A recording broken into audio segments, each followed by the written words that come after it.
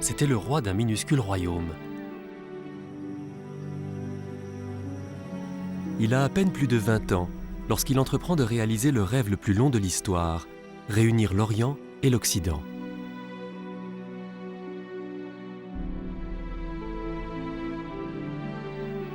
Génie politique et militaire, il conquiert le plus grand empire du moment qui s'étendait jusqu'aux confins de l'Inde. En 13 années, il impose une nouvelle vision du monde. C'était il y a 2300 ans. Son nom, Alexandre le Grand.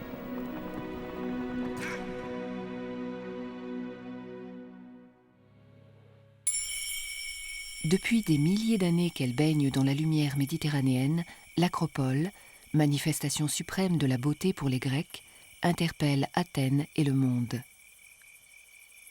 Alexandre le Grand, qui a contribué au rayonnement de l'hellénisme, n'était pas citoyen de la ville.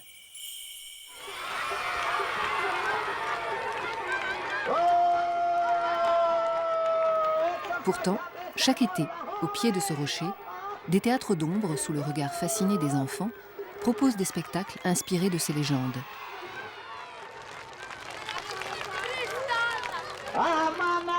Comme celle où il se débarrasse après un long combat d'un python géant qui terrorise les habitants.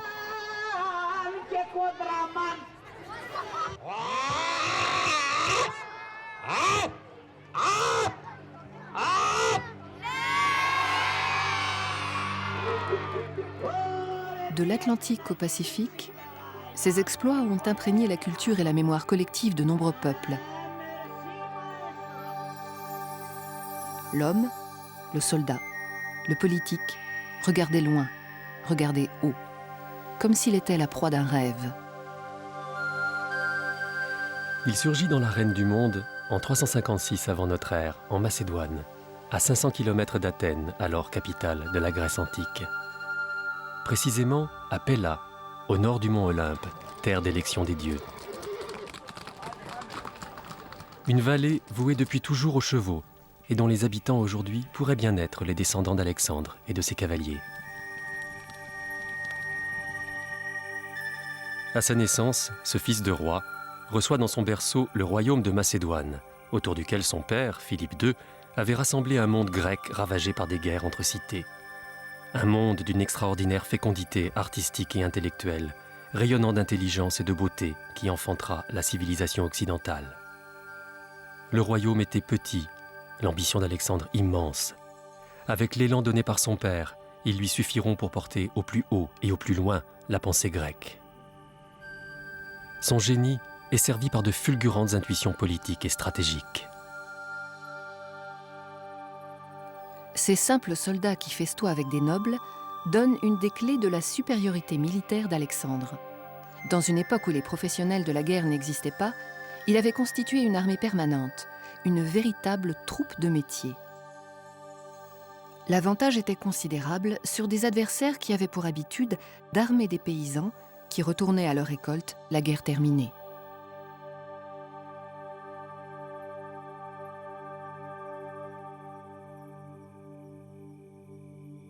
Mais cette fresque nous apprend autre chose de ces soldats. La taille démesurée de leurs lances, les fameuses sarisses. Non seulement elles étaient plus longues que celles de leurs adversaires, mais surtout la manière dont Alexandre et son père avaient imaginé de les manier dans les combats rapprochés assurait aux guerriers grecs un avantage décisif.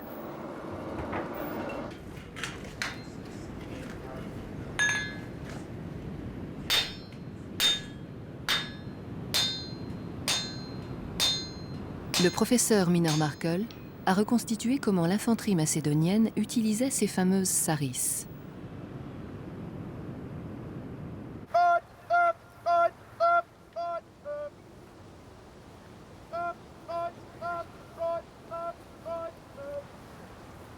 La démonstration est faite avec des lances exactement identiques à celles utilisées dans l'Antiquité. Elles mesurent 5,50 m et pèsent 6,20 kg. That's good. Parallel with the ground. Good. That's very good. Non, ce n'est pas difficile de bouger, de passer d'un côté à l'autre.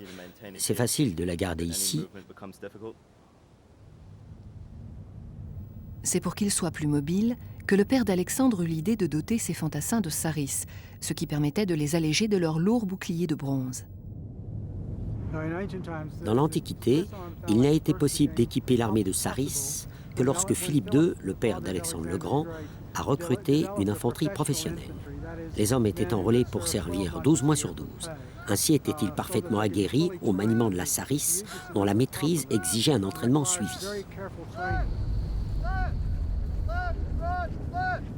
Les troupes étaient formées en phalanges de 50 soldats. Cette conception inspirera plus tard la stratégie romaine.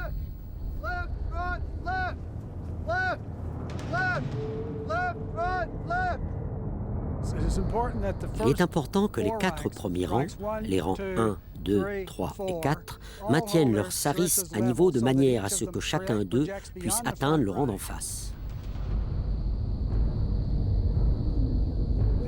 Ensuite, les rangs de derrière tiennent leurs saris en l'air, en diagonale, jusqu'à ce que le soldat de devant tombe. À ce moment-là, ils avancent et abaissent leurs saris. C'était bien pensé, parce que l'ennemi était sans cesse confronté à une haie de pointe aussi bien frontalement qu'en arrière. C'était inquiétant et pouvait être mortel, car il n'y avait pas de possibilité de percer les rangs adverses.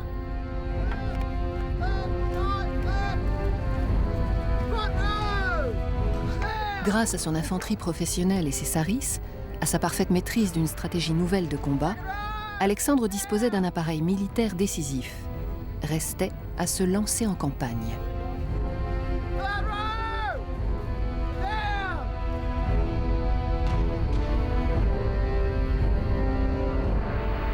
Cette mosaïque le représente jeune, s'apprêtant à attaquer un fauve. Adolescent, il aurait réussi, seul, à dompter Bucéphale, un cheval sauvage qui rentrera avec lui dans la légende.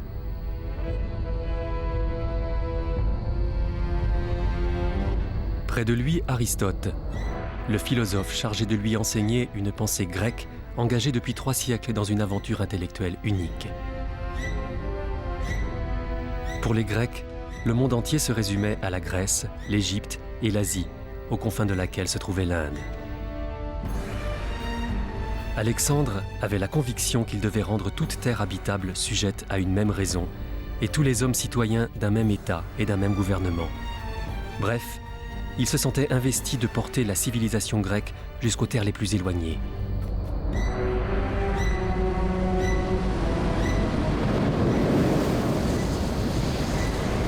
Avant de s'engager, il entreprend de consolider le pouvoir hérité de son père. Il regroupe autour de lui les cités grecques, menacées par l'expansionnisme perse, affaiblies par leur division et vulnérables du fait de leur dispersion. Conquises par sa vision, elles le chargent de libérer leurs sœurs d'Asie mineure, alors sous domination perse. À ce moment de l'histoire, une grande partie de l'Asie est sous l'influence d'un empire perse puissant. À l'échelle de ce territoire immense, tout y est gigantesque. Cette statue, représentant Lamassu, un taureau ailé à tête d'homme, est haute de 7 mètres. Elle semble garder Persépolis, capitale de cet empire, qui exerçait sur les petites cités grecques à la fois fascination et crainte.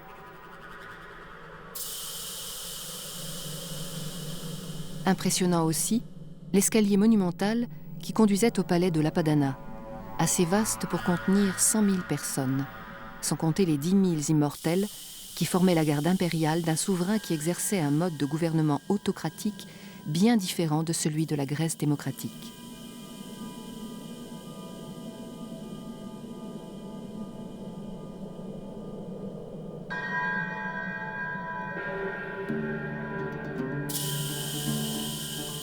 Darius III, monarque absolu, roi des rois, dirigeait en effet son empire d'une poigne de fer dont la puissance résidait dans la richesse de ses vassaux, les 23 provinces de l'empire perse.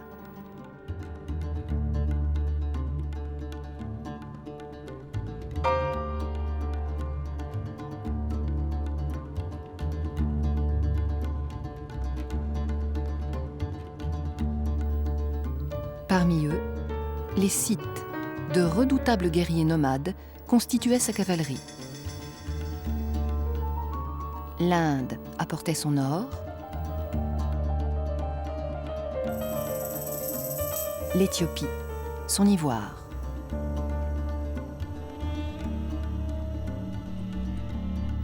Il manquait à l'Empire perse cette Grèce convoitée depuis toujours, véritable obsession chez Darius. Par 2 fois, les Perses avaient vainement tenté de l'envahir. Les Grecs, de leur côté, voulaient étancher leur soif de représailles, entretenue par le souvenir des cités grecques d'Asie mineure, la Turquie d'aujourd'hui, tombée entre les mains perses. Ils méprisaient les Perses, qu'ils comparaient aux centaures, créatures moitié homme, moitié cheval, qui représentaient dans l'imaginaire grec l'homme incomplètement délivré de ses origines animales.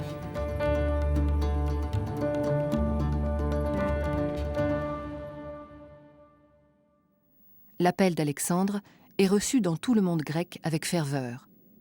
Il peut se lancer dans une des trajectoires les plus éblouissantes jamais envisagées par un homme. Elle fera de lui un demi-dieu. Nous connaissons cette chevauchée grandiose par la relation qu'en a faite, au IIe siècle de notre ère, un chroniqueur, l'historien grec Arien, dans l'Anabase. Il s'est inspiré des comptes rendus des généraux d'Alexandre.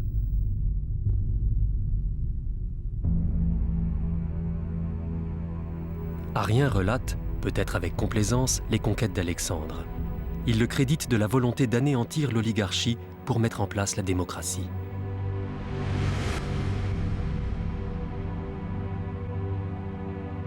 L'épopée mythique débute au printemps 334.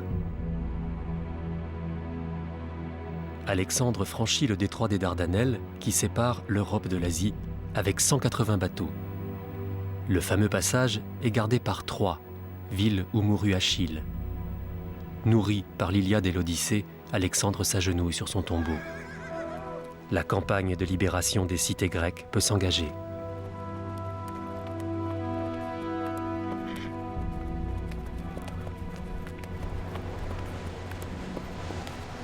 Il avance avec ses 37 000 hommes vers les berges du Granique.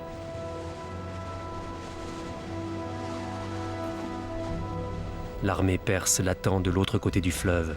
C'est la première grande bataille d'Alexandre. Nous sommes en mai 334, c'est l'heure de vérité. Ces fantassins doivent, comme s'y attendent les Perses, traverser le fleuve en s'exposant à leurs flèches. Ils décident de les surprendre en faisant donner la cavalerie.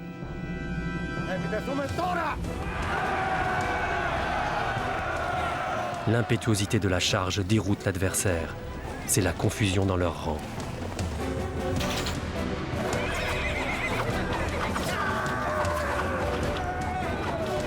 Alexandre, après avoir réussi à franchir le fleuve sous les flèches des archers ennemis, enfonce les lignes adverses. Dans la mêlée, il échappe de justesse à la mort. L'issue de la bataille demeure longtemps incertaine, mais les Perses, acculés au pied des collines, abandonnent le terrain.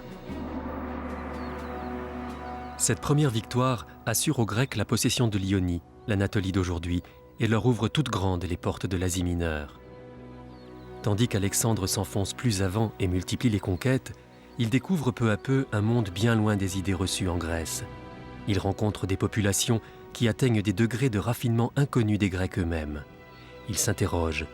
Et si cet empire n'était pas ce monde barbare qu'on lui avait enseigné? Il a l'intuition que l'impérium perse repose sur autre chose que la force.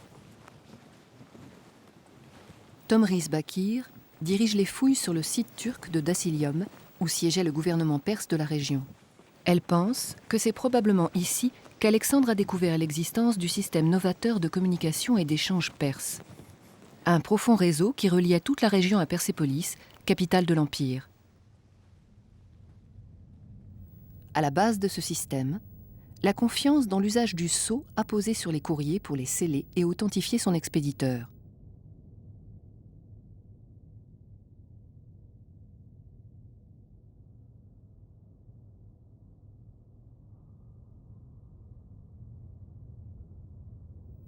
On en a retrouvé plusieurs centaines dans les ruines de Dasilium.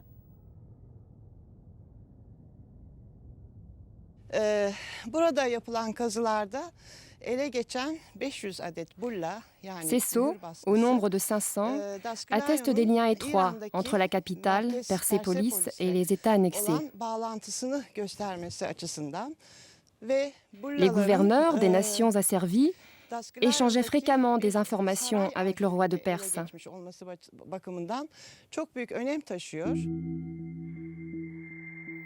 Gouverner efficacement l'immense empire perse et ses 23 provinces exigeait un système de communication efficace, des correspondances et des échanges suivis.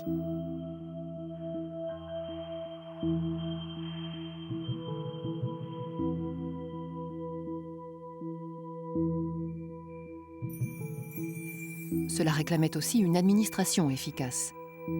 Dans chaque province, elle était placée sous l'autorité d'un représentant du roi, le satrape. Ce qui remontait vers le monarque relevait aussi bien du recouvrement des impôts et de l'application des lois que des renseignements sur l'état d'esprit des populations. 2400 kilomètres séparaient la capitale de l'Empire de sa ville la plus occidentale. La légende rapporte que les chevaux de poste couvraient cette distance en une dizaine de jours. La route royale, qui s'étendait jusqu'à Suse, était jalonnée de relais tous les 30 kilomètres. Alexandre est impressionné par l'ampleur de ce réseau, sans équivalent en Grèce.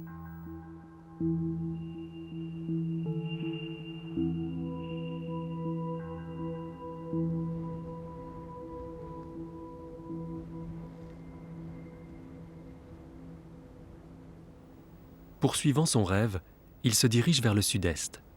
Il a un rendez-vous historique avec Darius qu'il va affronter en personne pour la première fois. L'empereur perse l'attend, avec, selon la chronique, une armée de 500 000 hommes. C'est à Issos. À l'issue des combats, Darius déserte le champ de bataille, laissant capturer sa femme, ses enfants et sa mère. Contre leur libération, le Perse propose la moitié de son empire. Alexandre refuse. Il veut tout. Il s'empare du trésor de campagne de son ennemi, de son arc, de son char et même de son manteau. Mais Darius ne s'estime pas vaincu. Il dispose encore de la quasi-intégralité d'un empire qui s'étend de l'Euphrate à l'Indus. Le verrou a sauté. La Phénicie et l'Égypte, alors sous domination perse, sont désormais à sa portée. Les 2 années qui suivent son entrée en Asie, Alexandre conquiert une 60aine de villes.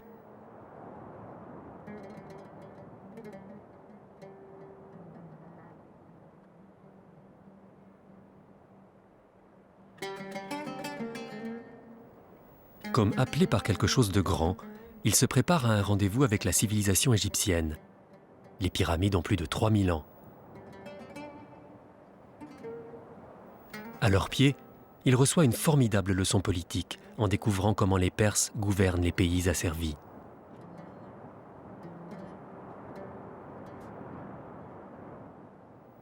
Il constate en effet que Darius, vénéré comme un pharaon, autorise les Égyptiens à pratiquer leur religion et manifeste un profond respect pour leur langue et leur culture.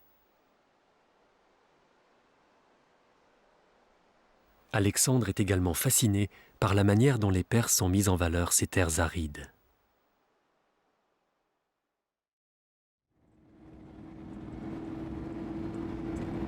Le Sahara entoure l'Égypte habitée. L'archéologue français Michel Wuttmann dirige les recherches dans les ruines de Haï Manawir.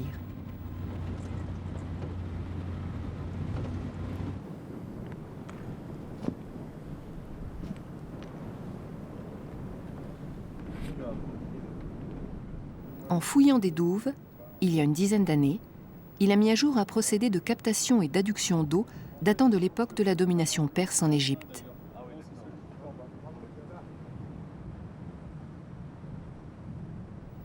Sur le premier site exploré, il a ainsi dévoilé sur plusieurs kilomètres des puits verticaux régulièrement espacés d'une quinzaine de mètres.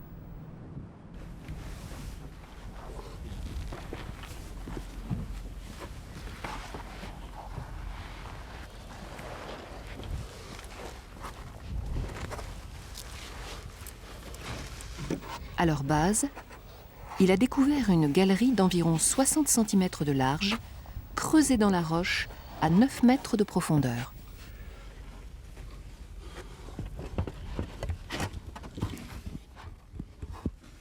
Nous sommes dans une partie drainante de la canade, c'est-à-dire une partie où l'eau suinte du réservoir, qui est le grès, est rassemblée dans le fond de la galerie.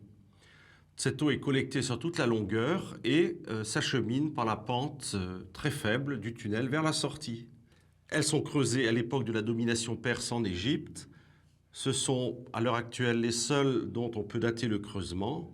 Alors évidemment, franchir le pas pour dire que c'est une technique importée du monde iranien, cela paraît logique, cela paraît probable, mais évidemment, il manque un maillon pour établir définitivement ce fait.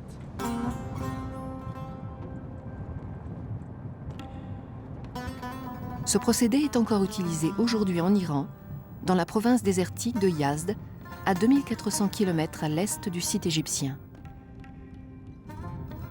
Le haut des puits est parfaitement visible.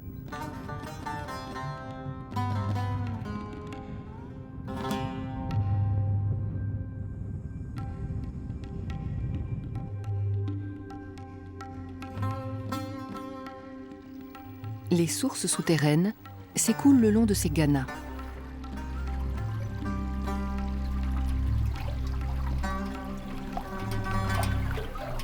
Le canal est conçu légèrement en pente, de façon à permettre à l'eau d'être distribuée le plus loin possible.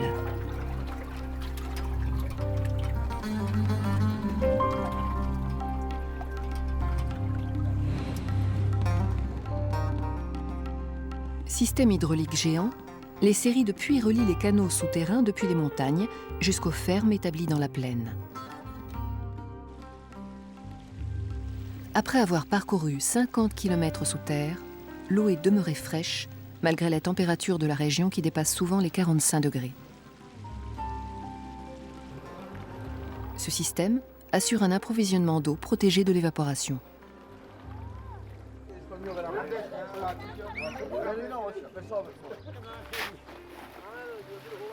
Un gana peut irriguer jusqu'à 30 hectares de terres cultivables.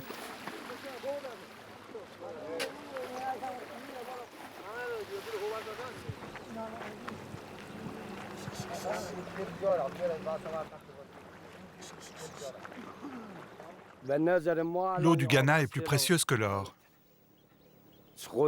Je suis vraiment reconnaissant aux anciens qui ont conçu ce système. Ce système est sans doute un héritage du savoir-faire de l'Empire perse. C'est en tous les cas ce que pense Michel Wuttmann. Le temple de Aïn Manaour a été découvert presque par hasard en 1993 par des balayages de surface sous des tas de céramique d'époque romaine. La fouille de ce temple a livré du mobilier. Parmi ce mobilier, des ostracas qui se sont révélés être des contrats qui portaient des dates et voilà qui nous transportaient à l'époque de la première domination perse en Égypte, depuis le règne de Darius jusqu'à la fin de cette domination, voire même un peu au-delà.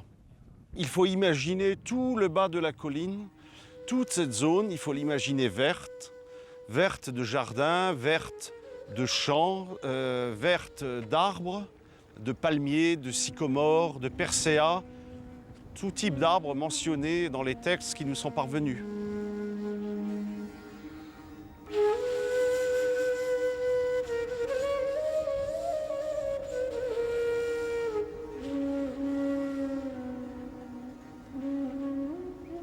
Un développement aussi rapide dans une région qui était vide nous fait supposer qu'il y a quelque part une planification et vraisemblablement du pouvoir central. Parmi les hypothèses que l'on peut retenir, c'est une mise en valeur pour, on pourrait dire, collecter des impôts, collecter des revenus, faire de ces oasis une région exportatrice vers le reste de l'Égypte ou de l'Empire, on n'en sait rien.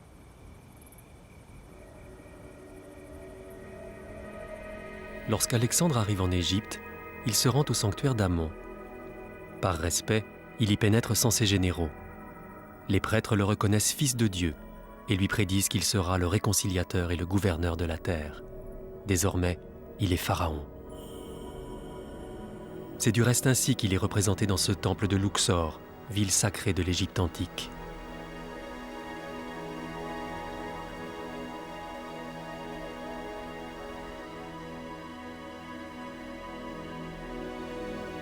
Tout comme son prédécesseur, dont il s'emploie à perpétuer la politique de tolérance, il a compris qu'il ne gouvernera l'Égypte qu'avec l'assentiment de son peuple. Sa conception de la royauté s'est transformée.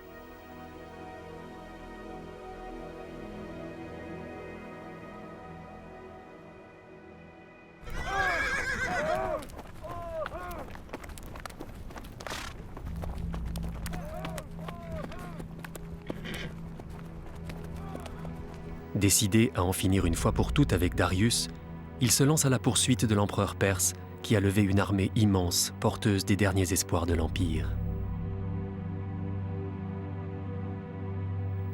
Alexandre traverse la Phénicie, passe au nord de la Syrie.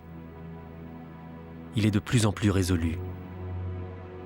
Il franchit l'Euphrate et le Tigre le 20 septembre 331, une nuit d'éclipse pour camper à Gaugamela. Les deux souverains se préparent pour l'ultime bataille. L'armée de Darius campe dans la plaine de Gaugamela, en Irak.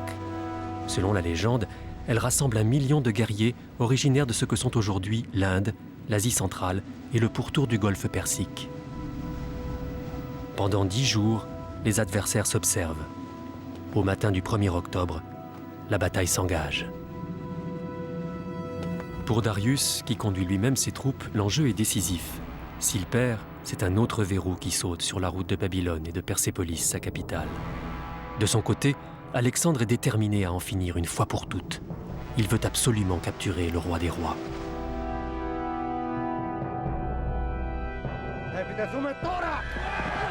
À son commandement, l'avant-garde grecque attaque la cavalerie scythe. Elle réussit à neutraliser rapidement les chars à faux ennemis. Darius réplique en détachant des unités du centre pour soutenir l'aile attaquée, ce qui ouvre une brèche dangereuse dans son front.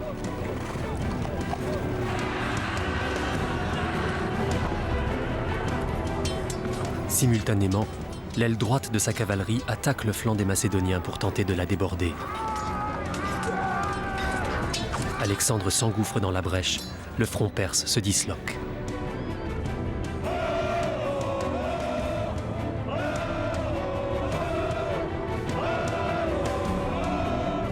La violence de la charge est inouïe. Elle anéantit le centre de l'armée perse.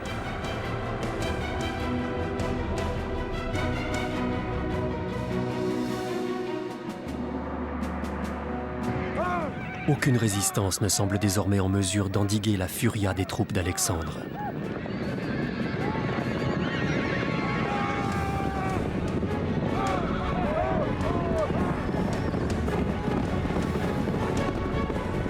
Darius réalise l'ampleur de la défaite. Se sentant menacé, il se replie. Sa garde rapprochée se regroupe pour protéger sa retraite.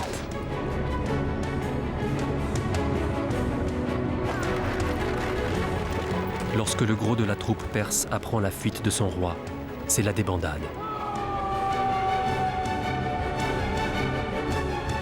L'empire perse tout entier est à la portée du roi de Macédoine. Un monde va finir. Un autre va-t-il naître ?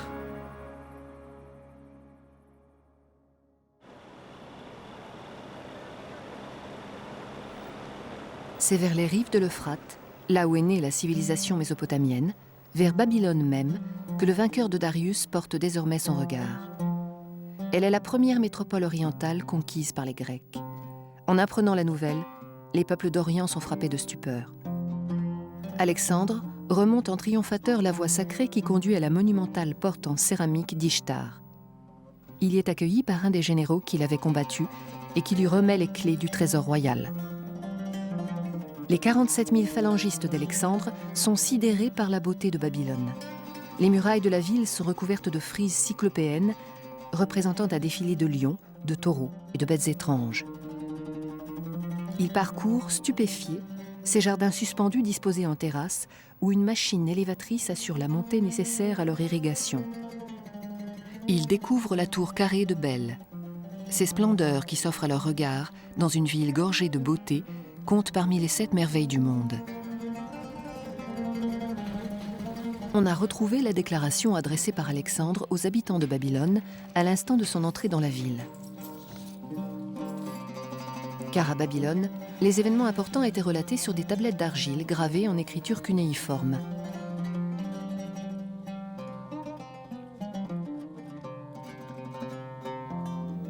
Déchiffrées par Christopher Walker, elles sont conservées au British Museum.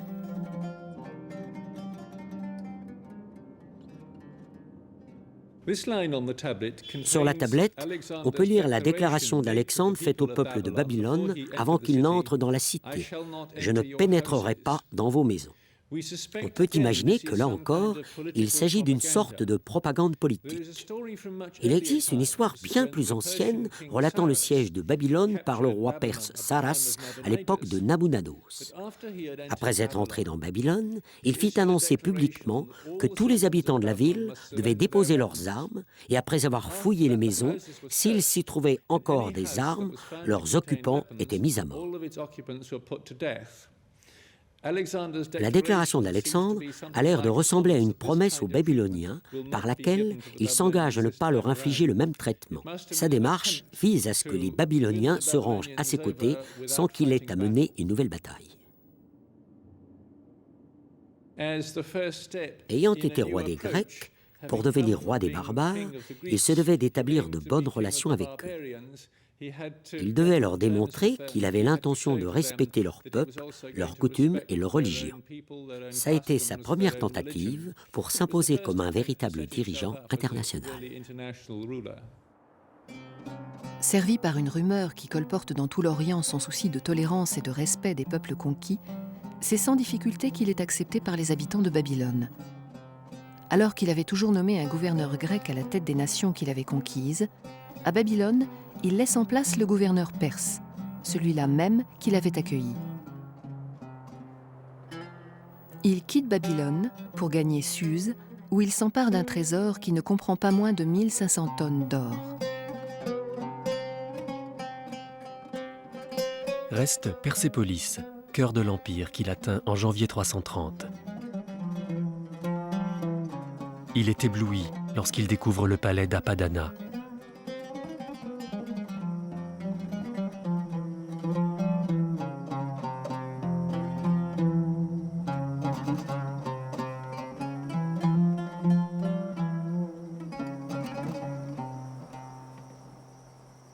L'édifice seul s'étend sur 300 mètres d'est en ouest et 430 du nord au sud. L'ensemble comprend 13 bâtiments. La trésorerie recèle plus de 3000 tonnes d'or. 20 000 mulets et 3000 chameaux seront mobilisés pour les enlever. Tout n'est qu'or, couleurs éclatantes, tentures de soie. Les chapiteaux des colonnes sont sculptés de taureaux, symboles divins.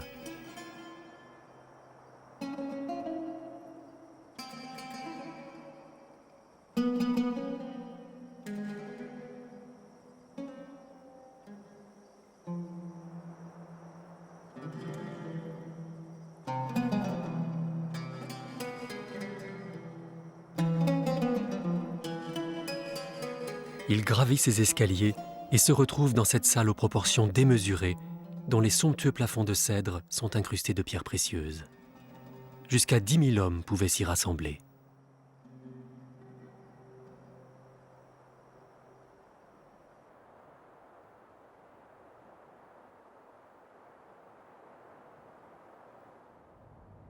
Selon les témoins, c'est entouré de ses généraux qu'Alexandre pénètre dans le palais.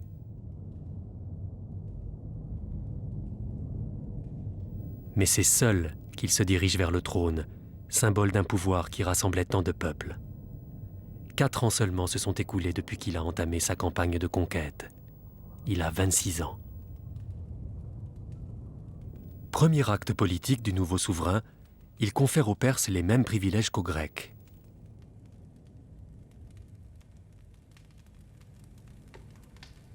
Ce geste de conciliation ne suffit pas à lui faire gagner la confiance de tous les Perses.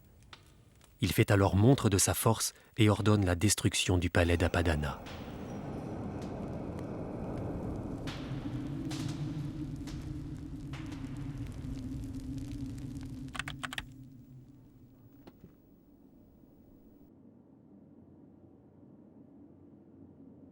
La raison officielle qui est donnée par les Grecs, c'est qu'Alexandre a voulu venger les destructions des temples grecs par Xerxès en 480, donc au cours des guerres médiques, mais certainement pas la seule raison.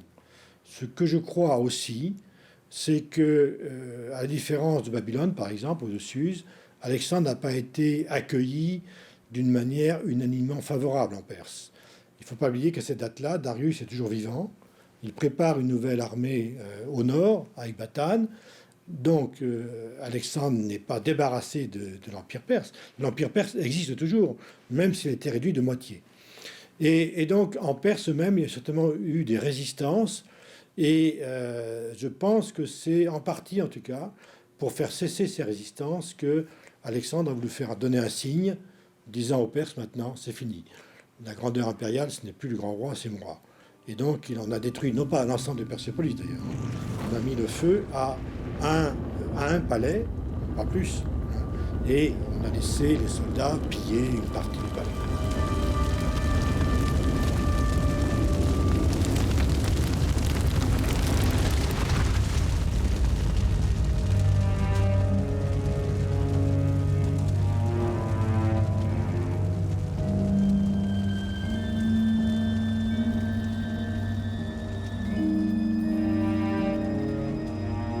Son intérêt était contradictoire.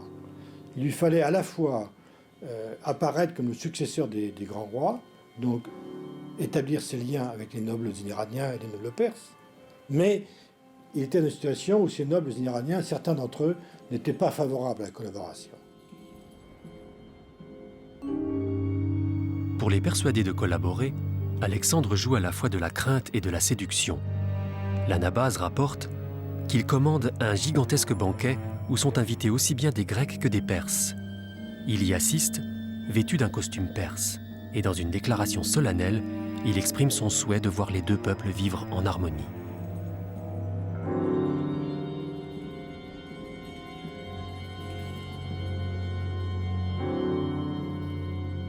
Alexandre s'est trouvé dans une situation très simple, qu'avaient connu les grands rois perses lorsqu'ils ont conquis l'Empire. C'est d'établir des relations très étroites avec ceux qui dirigeaient l'Empire achéménide, c'est-à-dire la noblesse perse et iranienne, des vieilles familles, très liées entre elles, très liées à la royauté. Et il fallait absolument, Alexandre avait besoin, il a très peu d'hommes avec lui, qui ne connaissent pas le fonctionnement de l'Empire. Il a absolument besoin du ralliement et de la collaboration de la noblesse perse et iranienne. Et pour cela, il faut qu'il réussisse à la fois à être le roi des Macédoniens et le roi des Perses. Il n'a jamais pris le titre, mais peu importe. Celui qui était reconnu par les noblesses perses comme leur roi.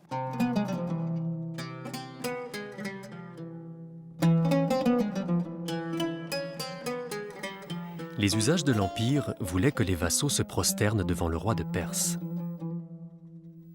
S'en inspirant, Alexandre invite Grecs et Perses à suivre cet exemple. Manière pour lui d'établir une forme d'égalité entre ses sujets, de faire trouver naturelle la coexistence des cultures grecques et perses. Pour lui, l'équilibre est rétabli. Une ère nouvelle peut s'ouvrir entre l'Occident et l'Orient.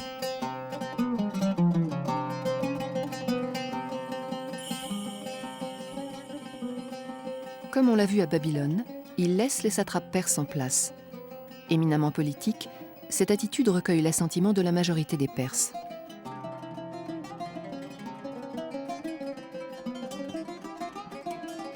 Toutefois, cette clémence à l'égard des vaincus n'est pas acceptée par tous ses officiers. Parmi eux, des voix s'élèvent qui lui reprochent de faire la part trop belle aux coutumes perses, y compris et surtout en les adoptant. Il n'en demeure pas moins déterminé.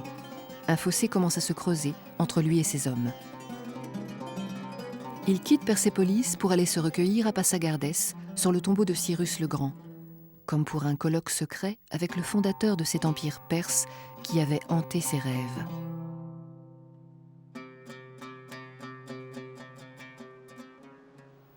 Puis il se lance à la poursuite de Darius, qui s'est enfui en compagnie du satrape de la Bactriane, Bessus, qui assassine l'empereur perse et s'enfuit vers l'est. Alexandre le rattrape et, geste fort, le fait exécuter pour régicide. La conquête n'est pas finie pour autant. Alors que ses troupes franchissent les montagnes escarpées de l'Hindokush, elles sont confrontées à une forte résistance. Dans ces régions où l'influence perse est moins présente, Alexandre et ses hommes rencontrent une violente opposition des nomades des steppes de l'Asie centrale. Il n'en sème pas moins derrière lui de nouvelles cités, parmi lesquelles Alexandrie d'Arakosi, c'est-à-dire Gandhar, et l'Alexandrie du Caucase, proche de Kaboul. Il traverse Samarcande, puis atteint Alexandria Ultima, la bien nommée.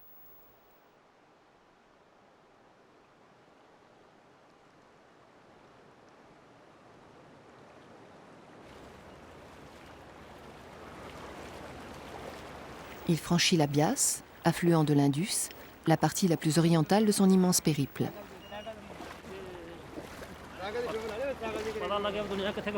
Sur l'autre rive commence le sous-continent indien, avec son climat tropical et la mousson, que les Grecs affrontent pour la première fois.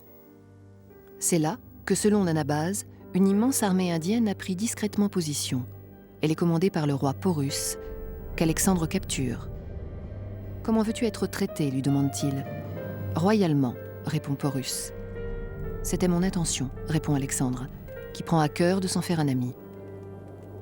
Nous sommes en juillet 326, 8 ans après le début de son expédition, 4 ans après la prise de Persépolis. Ses soldats sont là, ils aspirent à retourner chez eux. Alexandre tente de les persuader de ne pas renoncer. Il veut poursuivre son rêve jusqu'à ce grand océan oriental évoqué dans les récits légendaires des voyageurs revenus de Chine. Les officiers et les soldats campent sur leur position. Pour Alexandre, c'est le désenchantement. Contraint de renoncer, il fait demi-tour avec ses troupes. Rien ne saurait dire sa tristesse devant son rêve désormais inatteignable. Il meurt 3 ans plus tard, le 13 juin 323, d'une fièvre vraisemblablement contractée à Babylone. Il n'a pas encore 33 ans. Il n'a pas fait de testament, car on ne lègue pas les rêves.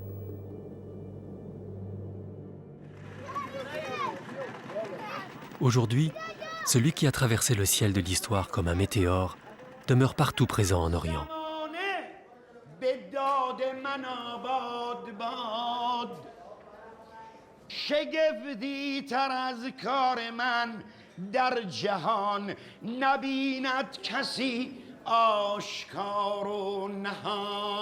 L'art de ce conteur iranien fait revivre le mythe de l'invincibilité du grand conquérant.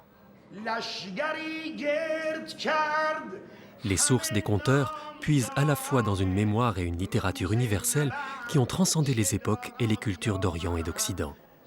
Le souvenir de cette épopée unique s'est transmis quasiment intact depuis 2 millénaires.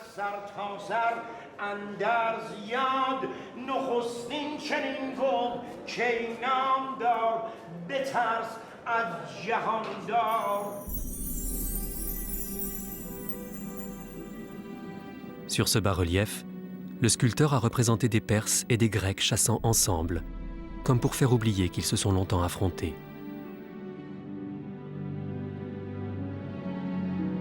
Cette allégorie exprime la pérennité de la vision d'Alexandre.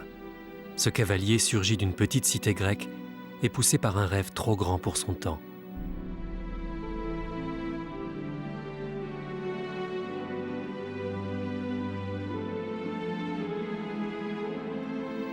Alexandre le Macédonien, lui, est représenté non pas sous les traits du conquérant qu'il fut, mais comme le successeur de Darius III et de la dynastie achéménide.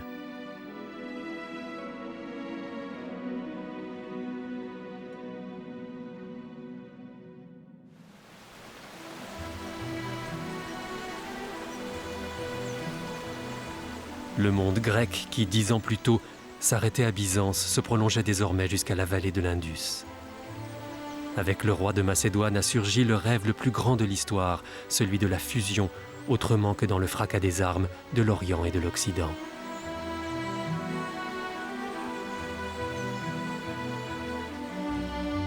Ce rêve d'étendre à tous la même loi, comme l'infinie lumière du ciel, s'est interrompu avec lui. D'autres le poursuivront.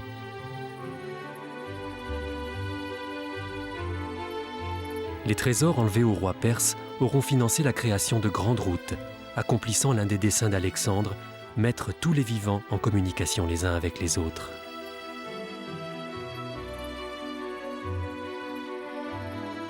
C'est ainsi que, traversant les étendues sans fin d'Eurasie, est apparue la route de la soie, qui reliera pendant 23 siècles la Chine à la Méditerranée.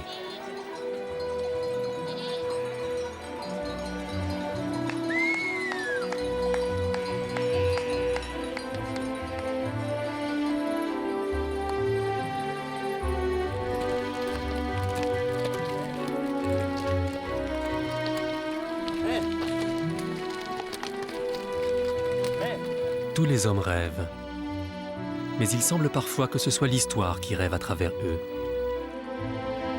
Commencé dans la Grèce antique, le songe du petit roi visionnaire de Macédoine, réunir l'Orient et l'Occident, demeure inachevé.